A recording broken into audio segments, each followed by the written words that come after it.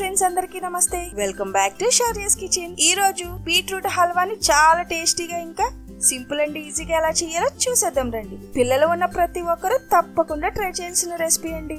Beetroot అంటే ఇష్టం లేని వారికి ఇలా చేసి పెడితే ఇక వదలకుండా తినేస్తారు. ప్రతి బైట్ లోనూ నెయ్యి యొక్క కమ్మదనం ఇంకా డ్రై ఫ్రూట్స్ పంటికి తగులుతూ ఉంటే తిన్న ప్రతి ఒక్కరు ఎంజాయ్ చేస్తూ తింటారు.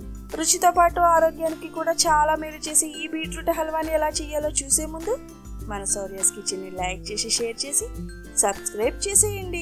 ముందుగా ఒక గిన్నె తీసుకుని 2 టేబుల్ స్పూన్ల నెయ్యి వేసి కరిగించుకోవాలి. ఇందులో 10 బాదం పప్పులను వేసి 2 నిమిషాలు వేగించుకోవాలి. పిల్లలు బయట స్వీట్స్ కావాలని అడిగినప్పుడు ఇంట్లోనే చాలా ఈజీగా చేసి పెట్టొచ్చండి. తర్వాత 10 జీడిపప్పులను కూడా వేసి దోరగా మంచి గోల్డెన్ రంగు వచ్చే వరకు వేగించి వేరొక గిన్నెలోకి తీసుకుని చల్లార్చాక చిన్న ముక్కలుగా కట్ చేసుకుని పక్కన ఉంచుకోవాలి.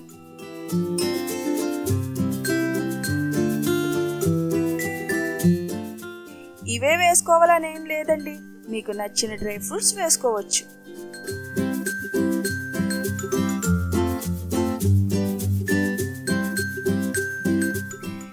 తర్వాత మరొక 2 టేబుల్ స్పూన్ల నెయ్యి వేసుకుని కరిగించాక శుభ్రంగా కడిగి పీల్ తీసి తురుముకున్న 1/2 కేజీ బీట్రూట్ ని ఇందులో వేసి గ్యాస్ హైలో ఉంచి పచ్చివాసన పోయేంత వరకు వేగించుకోవాలి.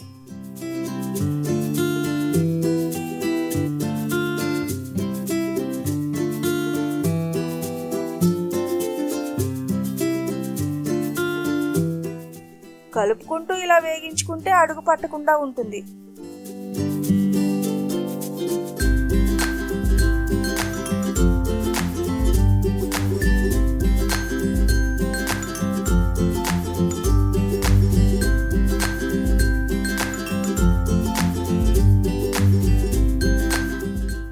బీట్రూట్ లో నీరు అంతా పోయి బాగా ఫ్రై అయ్యి దగ్గరకు వచ్చాక 1 కప్పు పంచదార వేసి బాగా కలుపుకోవాలి. ఈ బీట్రూట్ ని తీసుకోవడం వల్ల హిమోగ్లోబిన్ పర్సెంటేజ్ పెరుగుతుంది, ఇన్స్టెంట్ ఎనర్జీని ఇస్తుంది, ఇంకా విటమిన్ B/C అందుతాయి. ఎముకలు స్ట్రాంగ్ గా అయ్యి మంచి రెసిస్టెంట్ పవర్ పెరుగుతుందండి. ఇంకా ఇలా చెప్పుకుంటూ పోతే చాలానే ఉపయోగాలు ఉన్నాయి.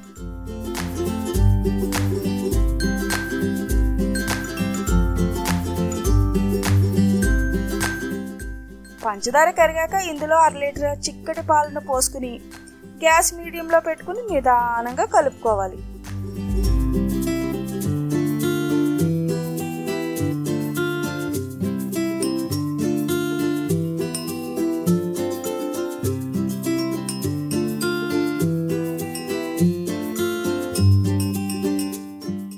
ఇది ఉడుకుతుండగానే నెయ్యిలో ఫ్రై చేసుకున్న కొన్ని డ్రై ఫ్రూట్స్ ని ఇందులో వేసుకోవాలి.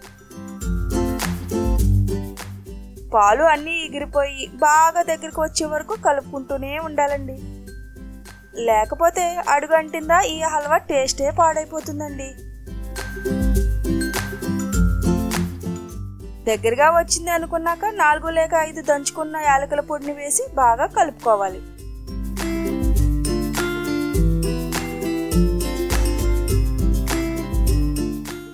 తర్వాత మరొక స్పూన్ నెయ్యి వేసి కలుపుకుంటూ ఉంటే ఇలా నెయ్యి సపరేట్ అవుతుంది. నెయ్యి ఇలా సపరేట్ అయిన తర్వాత మీ దగ్గర ఉంటే 1 లేదా 2 స్పూన్ల మిల్క్ మేడ్ కూడా వేసుకుని కలుపుకున్నాక డ్రై ఫ్రూట్స్ తో గార్నిష్ చేసుకుంటే చాలండి. ఎంతో యమ్మీగా ఉండే బీట్రూట్ హల్వా రెడీ అయిపోయింది. ఈ హల్వాలో నెయ్యి, బీట్రూట్, డ్రై ఫ్రూట్స్ ఉండడం వల్ల చాలా టేస్టీగా ఉండడంతో పాటు పిల్లలకు కూడా చాలా మంచిదండి. రక్తహీనతతో ఇబ్బంది పడే పిల్లలకు ఇలా చేసి పెడితే వద్దనకుండా తినేస్తారు.